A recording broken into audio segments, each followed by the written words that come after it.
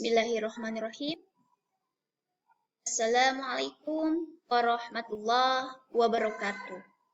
Halo teman-teman, apa kabar? Senantiasa di hari Senin ini kita selalu berikan oleh Allah kesehatan yang luar biasa ya teman-teman. Alhamdulillah kita masih dalam keadaan puasa yang ke-7 hari ya teman-teman. Masya Allah kita masih diberikan sehat. Teman-teman, sebelum memulai belajar, mari kita bersama-sama mengucapkan Bismillahirrahmanirrahim. Nah, teman-teman, mari kita membaca atau menyimak ya materi kali ini yang Bunda akan sampaikan. Disimak ya, teman-teman. Nah, teman-teman, ayo membaca. Oh iya, teman-teman, mohon maaf ya, halamannya bukan halaman 03 ya, teman-teman, mohon maaf ya. Teman-teman, hari ini kita akan belajar tentang kenegaraan. Di mana lambang negara ini, teman-teman, sebuah negara pasti memiliki lambang atau ciri khasnya, teman-teman, termasuk Indonesia, yaitu memiliki lambang negara. Nah, lambang negara kita, Indonesia, adalah Garuda Pancasila, burung Garuda Pancasila ya, teman-teman. Lambang negara adalah suatu bentuk yang digunakan sebagai lambang resmi negara. Lambang negara di Indonesia adalah burung Garuda, seperti di samping ini, teman-teman, gambarnya ya. Lalu teman-teman, lambang Garuda, burung Garuda itu menggambarkan kebesaran yang kekuatan. Wah, tentang kebesaran dan kekuatan teman-teman. Jadi Indonesia ingin menjadi sebuah negara yang sangat besar dan kuat teman-teman. Sebagai warga negara, kita juga harus kuat dan sehat tentu ya teman-teman. Sebagai warga negara, kita harus menjadikan negara Indonesia menjadi negara yang besar dan kuat. Tentu ya teman-teman, negara kita harus besar dan kuat, saling gotong royong teman-teman. Lambang negara Garuda Pancasila terdiri atas beberapa bagian. Ada yang tahu teman-teman? Nah, hari ini kita akan bahasnya. Kepala burung Garuda menoleh ke sebelah kanan, apa tidak ke kiri teman-teman? Ayo, ada yang tahu? Karena ke kanan lebih bagus ya teman-teman. Diawali dengan kepala ditengokkan ke sebelah kanan. Pada leher burung Garuda terdapat perisai yang menyerupai jantung. Mana coba teman-teman? Perisainya mana? Coba dilihat nih. Pada leher burung Garuda terdapat perisai yang menyerupai jantung. Nih, ini ya teman-teman. Leher, sayap, dan ekor memiliki sejumlah bulu. Nah, ini bulunya teman-teman. Nih, ini yang namanya bulunya ya. Nih. Garuda mencekram pita yang bertuliskan semboyan Bhinneka Tunggal Ika. Nah, ini Bhinneka Tunggal Ika, teman-teman ya. Ini adalah gambaran dari sebuah burung Garuda, lambang dari negara kita tercinta, yaitu Indonesia Raya, teman-teman ya. Indonesia yang merdeka ini lambangnya burung Garuda. Oke, teman-teman, disimak kembali ya. Nah, teman-teman, selain kita belajar tentang kenegaraan, hari ini kita akan belajar di mana kalau ada sebuah negara, maka akan ada yang namanya ciri khasnya lagi. Ciri khasnya apa? Ciri khas bendera kita, teman-teman, yaitu sang merah putih, teman-teman. Nah, tahukah kamu nama bendera negara kita? Iya, namanya sang merah putih, betul sekali teman-teman ya. Kita memberi hormat saat bendera dikibarkan sebagai tanda penghormatan. Nah, teman-teman, jadi kalau teman-teman pernah mengikuti kegiatan pramuka, tiba-tiba teman-teman ada penghormatan bendera, berarti tangan teman-teman harus diangkat untuk menghormat ke bendera, teman-teman ya. Dapatkah kamu meniru gerakan menghormat bendera?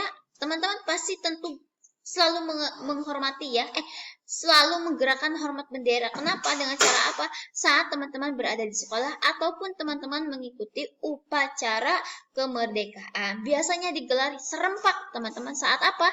Saat disuarakan untuk penghormatan terhadap bendera. Seperti ini gambarannya, teman-teman samping ya.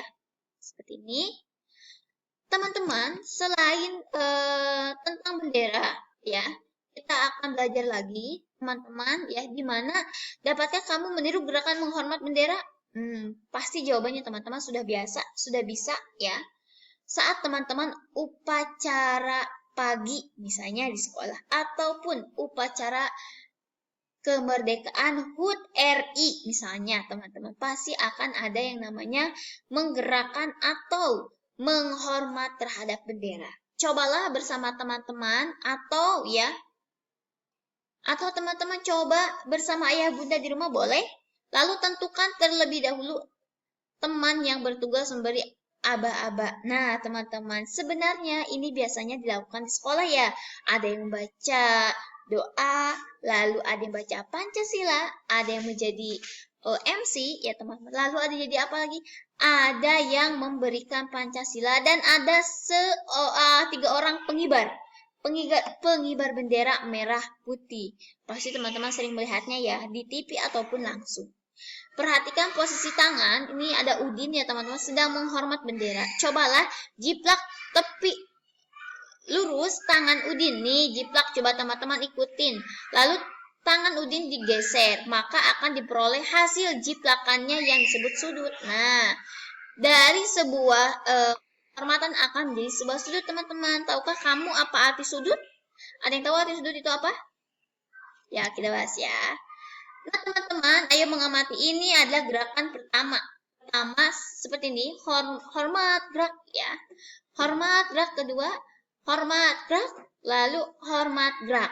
Yang disebut sudut ada ini sisinya, teman-teman. Nih, sisinya yang yang saling menjorok ke samping. Ini sudut nih, ini yang namanya sudut. Jadi jangan salah ya, ini namanya sudut. Sama seperti yang teman-teman ada di rumah, sisi-sisi rumah teman-teman pasti memiliki sudut ya, baik itu kamar mandi, kamar makan ataupun kamar tidur teman-teman pasti memiliki sudut. Coba perhatikan penjelasan berikut tentang sudut teman-teman.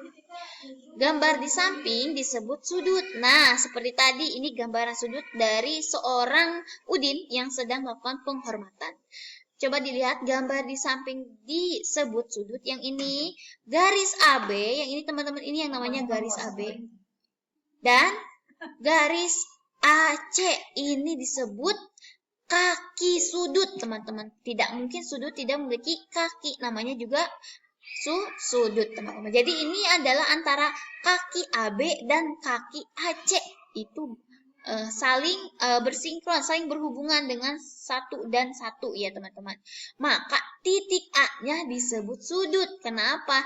Karena sudut A ini menggabung dengan atau berhubungan dengan sudut dengan garis AB dan garis AC. Teman-teman, ini disebut di daerah sudut. Ini daerah sudut. Sedangkan ini disebutnya ukuran sudut, teman-teman. Jadi ukuran sudut itu berbeda-beda. Ada 360 derajat, ada 90, ada 80, atau kita bisa buatnya sendiri. Misalnya 45, 50, dan sebagainya, teman-teman. Ini adalah gambaran dari sudut, teman-teman. Ya. Nah, selain itu, teman-teman, coba disimak lagi. Nah, untuk teman-teman lebih paham, teman-teman pasti paham di rumah ya, karena sudah terbiasa melihat sudut-sudut di depan rumah mungkin, atau di kamar mandi, kamar tidur, dan di kamar ruangan misalnya. Pasti ada yang namanya sudut, teman-teman. Tidak mungkin rumah kalau tidak ada sudutnya. Ya, teman-teman, langkah pertama di soal latihan supaya teman-teman bisa memahami tentang Garuda, maka teman-teman susunlah puzzle burung Garuda yang sudah disediakan pada media ajar. Ya, silakan dicari di media ajar yang kemarin sudah Bunda berikan. Lalu nomor 2, diperhatikan ini ada gambar sudut yang betul yang mana ya? Manakah gambar yang merupakan sudut? Dicek yang mana, kira-kira sudut itu yang mana dari gambar ini, silakan ditulis. Disebut pada gambar 3. Nah, ya teman-teman dilihat benar gak tuh nomor 3 sudutnya? Silakan. Lalu nomor 3, tuliskan kembali informasi tentang lambang negara berdasarkan bacaan tersebut. Ya, teman-teman mengisi nomor 3 boleh dilihat pada halaman 12 pada buku tema 8. Mungkin itu yang Bunda sampaikan hari ini. Senantiasa teman-teman bisa memahaminya. Kalaupun ada yang belum paham, teman-teman boleh sampaikan ke Bunda supaya Bunda bisa memberikan feedback untuk teman-teman untuk menjelaskan kembali. Terima kasih atas waktunya hari ini. Jangan lupa sebelum mengerjakan tetap berdoa terlebih dahulu. Terima kasih atas waktunya hari ini. Wassalamualaikum warahmatullahi wabarakatuh. Terima kasih teman-teman.